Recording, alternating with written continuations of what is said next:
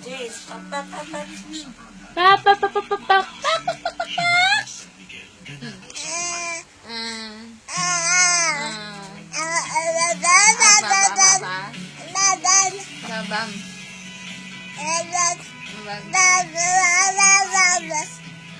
Ano po masasabi niyo sa mga issue ni Duterte?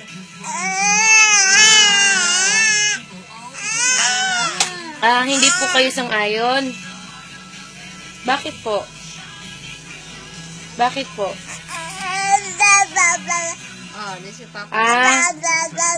Kasi hindi po nire-respeto mga babae. Marami pong salamat sa pagpapaunlak sa interview. Sagot ka naman. Okay. Okay, sa susunod ulit. Bye-bye.